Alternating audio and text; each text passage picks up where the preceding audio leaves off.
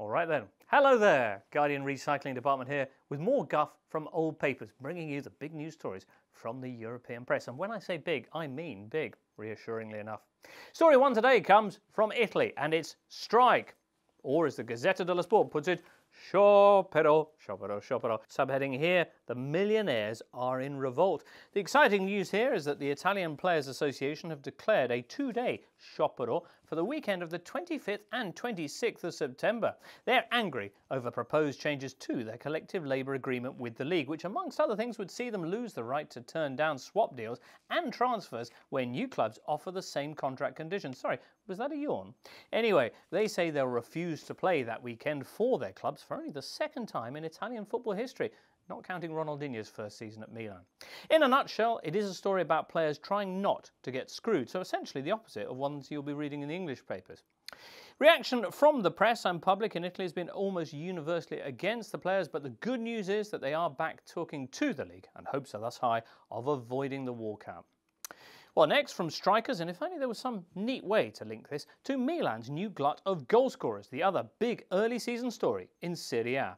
2 weeks back, the closing days of the transfer market wrought an astonishing transformation at the club, passing from a Cinderella-esque side forced to borrow scraps and Kevin Prince Boateng to a team boasting suddenly a world-beating lineup, on paper at least, of forwards Ronaldinho, Pato, Ibrahimovic and Robinho too. The Fab Four, the Gazzetta call them, and they say, who will stop this Milan? Well, we soon found out because, of course, for every Fab Four there is a Yoko Ono, and in Milan's case it proved to be Cesena, for in the new stars' very first game together, their collective talent spurred Milan to the giddy heights of a 2-0 defeat at the newly promoted Minnows. Call it their Octopus's Garden moment. Well, anyway, Silvio Berlusconi, Milan owner, blamed left-leaning referees, which sounds reasonable enough. Certainly better was to come for Milan this week in the Champions League, where the Rossoneri managed a 2-0 win over French side Auxerre. Still, the thought of getting this magnificently unbalanced side into something approaching competitive shape has manager Massimo Allegri currently looking anything but Allegri on the sideline. The impression is that far from being the icing on Milan's cake, Robinho and co actually prove their transfer policies a little half-baked. Anyway, with no doubt more fun to come from the Rossoneri, it's on we go to Spain, where the big story is, well, Mark, I have it for us here, Barca gets stuffed, ha ha ha. I'm paraphrasing a little, but anyway, the gist is Barcelona, greatest club in the world, Spanish champions, keepers of the flame, home of Leonardo Messi, and now too of the extraordinary David Villa, last weekend hosting tiny, newly promoted Spanish side Hercules and losing 2-0 at home. Trompazo, El Mundo Deportivo, the Catalan paper calls it, and as we all know, that means we got beaten up. Incidentally, intriguing the ad up here at the top of their front page, the paper's bright idea there of offering Barca fans a promotional Stanley knife in claret and blue. There'll be some work there for their overseas orders department, perhaps.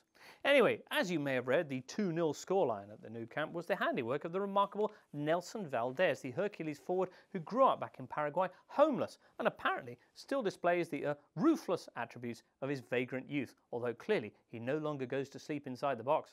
It was the biggest shock, this scoreline, that the Spanish game had seen for many a year, and it left nerves a-jangling for Barca's next match, which was Tuesday in the Champions League, particularly when their opponents, Panathinaikos, went out and took a 1-0 lead in Barcelona. Still, cometh the hour, cometh the man, and up stepped Hackney Marsh's finest, Leo Messi, to inspire a 5-goal onslaught from the Catalans and a massive sigh of relief from the local press. Here's one of them the next day. Sport, Messi, Maravilla. Much talk in the papers there of PlayStation football, and Leo and Xavi as well being from another planet.